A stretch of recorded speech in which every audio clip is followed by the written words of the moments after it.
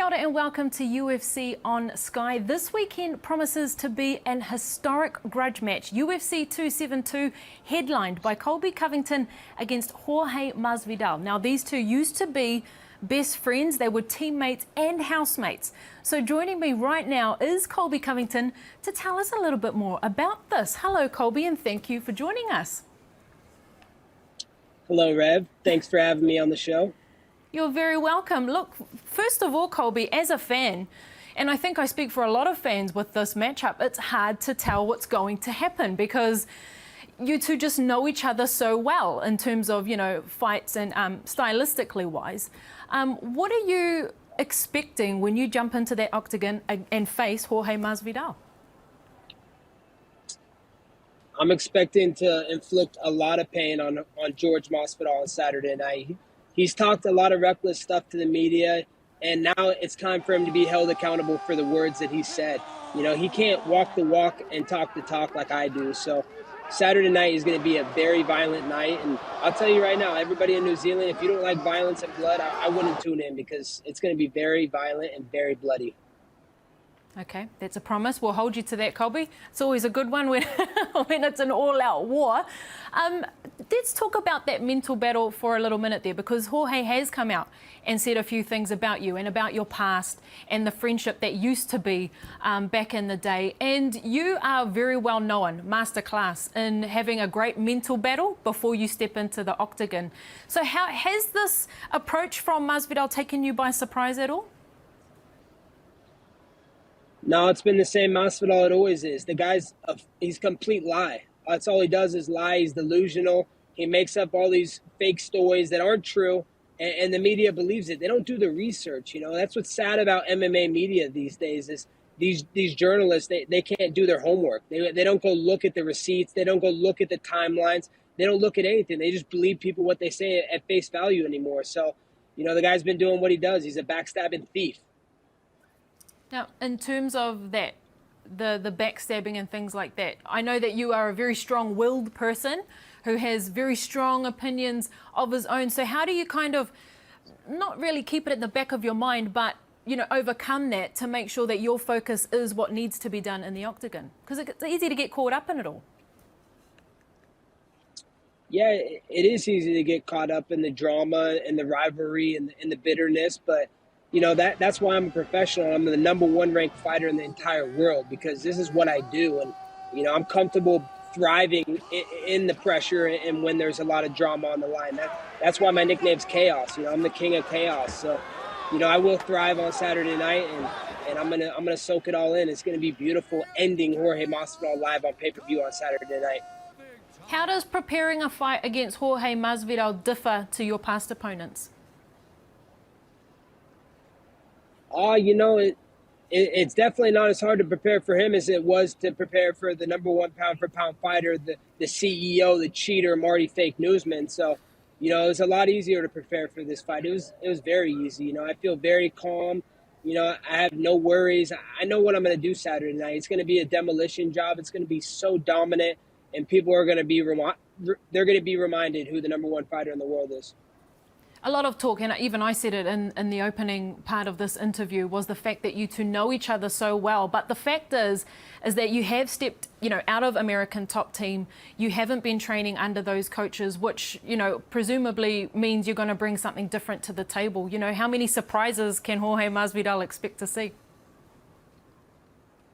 A lot of surprises. I thank the Lord that I left that gym because as soon as I left that gym, my real growth started to go up through the roof and my evolution as a fighter went to new levels, you know, and every time I step in that octagon, you see a better version of me. And ever since I left that gym, my strikings went to a new level. My all-around MMA well-rounded skill set has went through the roof. So you're going to see something special on March 5th on pay-per-view in the T-Mobile Arena in Las Vegas, Nevada. What are the things that you've been working on the most? We know that you're, you know, a great wrestler, and we know that you can stand and bang with the best. We saw that with Kamaru Usman in your last fight as well. But what are the things that you've been really concentrating on in this camp, besides the fact of the mental battle, of course? Just being comfortable inside the pocket, you know, landing clean flush elbows and dirty knees and I know where I'm best. The people call me the cardio king for a reason. George used to call me the cardio king all the time, ironically. So it's pretty funny. He knows I thrive in tough fights and when the pace is going really high. So, Saturday night, you're going to see a well-rounded fighter, and you're going to see a fighter that's probably not going to be beat ever again. What are you expecting from the crowd this time around? Because I know, you have opponents and you know how to rile them up, but you have got a history with riling up a crowd as well. So what are you expecting at T-Mobile Arena when you step out this weekend? Well, I can tell you last time I fought at T-Mobile Arena was when I headlined against Marty Juiceman, the CEO of VPO, back in November of 2020. And all the fans were screaming, USA, USA, Colby, Colby. So I expect, a very hostile crowd, and I expect a very pro crowd for Colby Chaos Covington. They want to see America's champ in action. They want to see the people's champ, Donald Trump's favorite fighter, and the king of Miami. So I expect a very pro Colby crowd on Saturday night. Key word that comes out of this fight that a lot of people have been using in their previews to it is emotions. And us here in New Zealand at the bottom of the Pacific, we can feel it from all the way down here. How is the level, of probably just being hectic in the US right now, and how do you switch that off? I've always been very good with my emotions. I learned from my parents how to turn off my feelings a long time ago. I don't care what people think about me. I don't care what they say about me. You can say whatever you want. I say the truth. I'm a man of my word. The things I've been saying to George, the reason they hurt so much and he's so emotional is because they're truth. They're facts. So, I don't have any facts or skeletons in the closet that you could come out with me about. So, my emotions will be in check on Saturday night, and I will get my hand raised in a very violent fashion. And you have been very well known to keep your emotions in check, may I add. Just while I've got you, 2022, how do you see this year panning out for you post Masvidal? I don't want to look ahead of Saturday night because Jorge Masvidal is my only focus, but there's a lot of big fights on the horizon. I could go up, I can go down. There's definitely a big, fight, another rivalry looming with Dustin Poirier, a.k.a. Dustin Poirier. He's talked a lot of nonsense to the media. He said it's on site with me. He said if we fight, we're going to jail, this and that. So, these guys need to be held accountable for their actions and their words. They can't just be talking reckless to the media and not do something about it. Everything I say to the media, I talk to you guys, I back it up. I talk the talk and I walk the walk. So I hope the same will be the same for Dustin, and I'll see him inside that octagon. Nice. I'd love to see that matchup, to be honest with you. Before you go, at the end of our show, we do a quick little segment called the Quick Six. So I'm just going to ask you 6 quick questions, and you just answer them best you can. All good? Sounds good. Okay. Question number 1, what is your best skill besides fighting? The bedroom. Okay. Do you know what rugby is? Yes, of course. What is it? It's similar to football, but I can't tell you, I can't break it down. I had some friends that played rugby, so no, that's it's a very, enough. very tough sport. Yeah, well done. Nice. A lot of people we talk to don't know what rugby is, so well done. What was your first job? My first job was a construction worker pouring concrete. Nice. What is your worst habit? My worst what? Your worst habit. Oh, my worst habit? See, I don't really have a lot of bad habits. I'm a very good person. I have morals and values, and I believe in being a good Samaritan and a good American patriot. Okay, I'll accept that, although you didn't really answer the question. And what is your craziest moment involving a fan? Craziest moment involving a fan would definitely be the last fight, Madison Square Garden in New York. I was going out to the car, and a fan tried to jump in the car. Colby, I need you to sign 10 of my posters and all my gloves. I'm like, whoa, get out of my car. And my security team, they pushed him out the car. They were like, what are you doing, dude? Why are you jumping in the car with Colby? So that was the craziest moment with a fan by far. I knew that would be a good question to ask you. And last one, finish this sentence.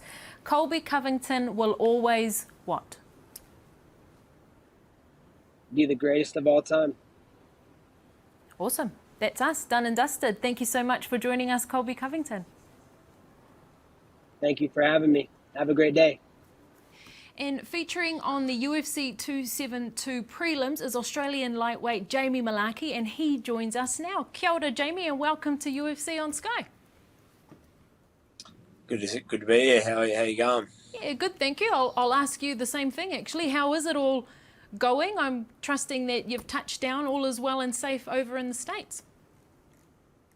Yeah, going good over here. So the weather's actually pretty nice. I'm dodging a bit of the rain that's hitting my home in Australia, but no, it's all going good. We're nice and settled in. Yeah, that's right. There's some major flooding happening in Australia too at the moment. Our thoughts are with those people, of course. Jamie, with preparations coming into this fight, your opponent, Jalin Turner, is someone that has been on your radar for a little while now, and now it's finally come to fruition. How have you been preparing for this fight? I'm guessing you've been watching his tapes for a little while now. Yeah, preparation's been really good. He brings a lot of different things to the table, Jalin. So we're prepared and coming in nice and ready to go, ready for another banger of a fight. Talking about preparations, you've got quite the crew behind you back in Australia.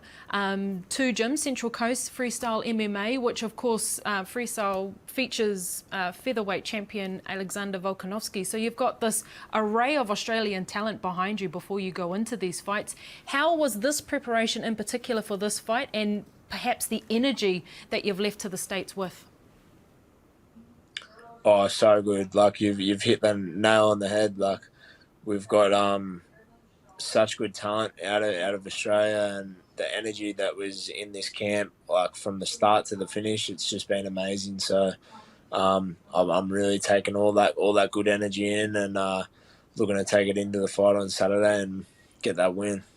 How does that kind of maybe elevate your preparations, you know, when you've got the likes of, you know, a UFC champion in the stable? I know that, you know, training for a fight is one thing, but when you're surrounded by fighters like that with that mentality, how does it kind of change it for you?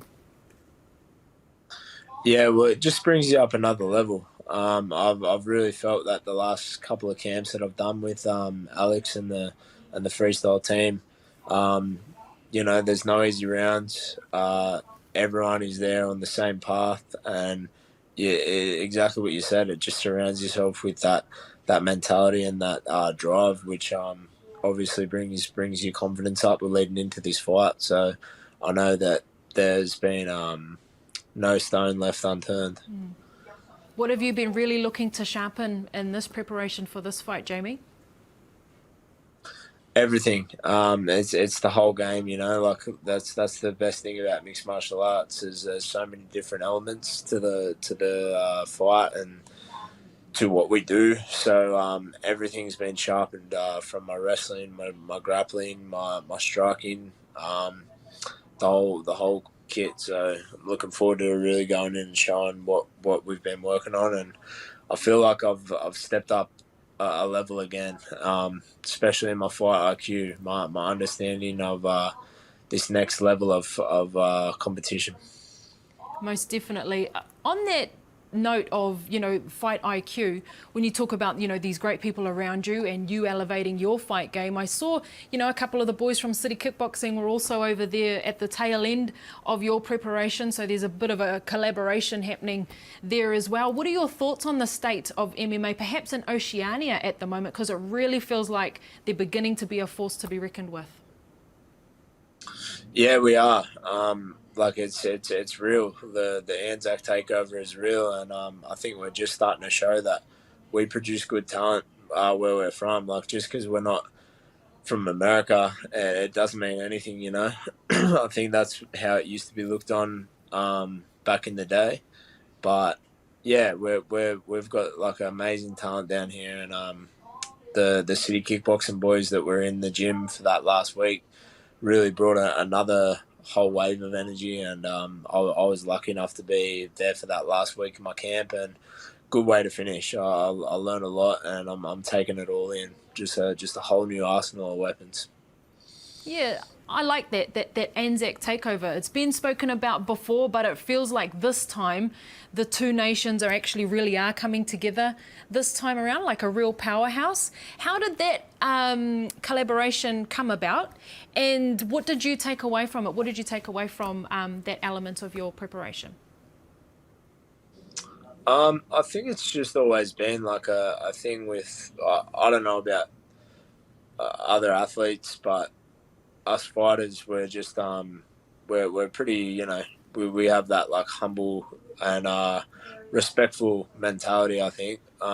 So when we like, if the way I think Eugene Behrman said it once, the head coach of City Kickboxing, he said if we're not standing across from each other in the cage, we're backing each other. So, and that's real, you know. That's how I think we all really feel. And it's just that like camaraderie, you know. We're from the same part of the world, and we're just looking to make a statement.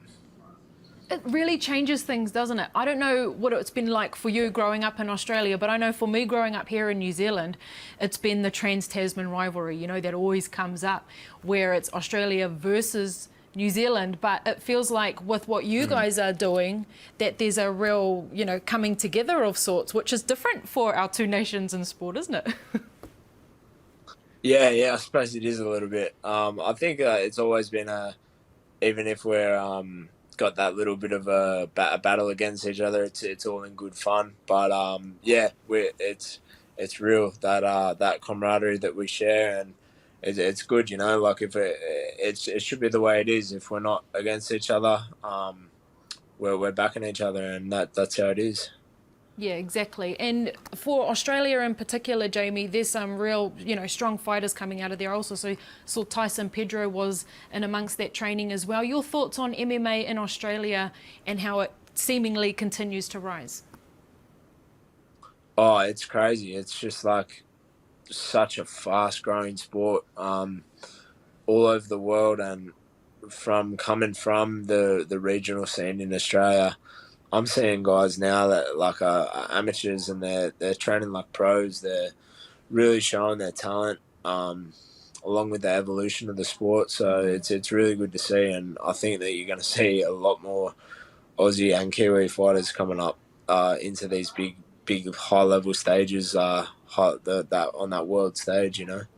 A lot of thanks to what you've built already, Jamie, for Australian MMA, for sure. Another pattern that I see emerging is a lot of our, even New Zealand MMA fighters come from a footy background, either playing rugby or rugby league, and you were one of them, right? Yeah, I played rugby union. I only played as a kid, so I didn't have a big foundation in the sport. I played a couple of years growing up as a kid, but yeah, I think it is. I think like footy players actually make very good transition into the sport, from the mentality side of things to the physical side of things. It works in really well. So hopefully we'll get a couple more of the footy heads in. Yeah, definitely. And you know, it's been a long time since there's been a UFC card. Well, it's been 2 years since it's been here in New Zealand. It's been even longer for Australia in terms of a card coming back down under. Is there any murmurs anywhere? Is there even a little bit of a rumour or something that it's going to come back down here soon? Not that I've heard. I don't know any murmurs or any rumours, but you let me know if there is as well, because I want to be on. Most definitely, I know you would. And on that note, I know after your last fight, you spoke about, you know, having to fight in front of no crowd. And looking at who's headlining the UFC 272, I don't think you're going to be short of a quality crowd this time around. So what are your thoughts? No. What are your thoughts on coming out to a crowd that's going to be like this? Oh, it's super exciting. I can't wait. Like I've always fed off the energy of the crowd. I've always liked eyes being on me when I fight. So yeah, it's super exciting for me to. This is the first time I've fought in front of a crowd since my debut. So it's a long time coming, and I'm bringing all that energy in. Nice, amazing opportunity to be on that stage, indeed. And isn't it crazy to think it's not even a title fight, but it's that huge? Yeah, for sure. It's a big one, so we're going to make the most of it. Nice. Look, before I let you go, I've got we do a little segment at the end of our show called the Quick Six. So I'm just going to ask you a quick 6 questions, and you just tell me your answer. Might be nothing to do with fight sport. Let's do it. Okay, question number 1. What is your best skill besides fighting? Plumbing. Plumbing, nice. Who is your favourite rugby player? I'd have to say I'll go against the Aussies, and I'll say Richie McCaw. Nice. What is your pet peeve? My pet peeve. It's got to be bad drivers. Yeah, I'm going to have to agree with you on that one. What makes you the happiest? My dog. What's your dog's name? Reggie. or Regent. Yeah, nice. Tashui or not Tashui? Shui, 100%. And finish this sentence. Jamie Mullarkey will always what? Will always come to bang. Nice. Jamie, thank you so much for joining us on UFC on Sky, and we wish you all the very best for this weekend. Thank you. Thanks for having us. Whānau, you can catch Colby Covington and Jorge Masvidal as they headline UFC 272 live from T-Mobile Arena. You can book now on Sky Arena. You can also catch the prelims, which does feature Australia's Jamie Mullarkey on ESPN. That will, of course, be before the main card. From us here at UFC on Sky, mā te wā.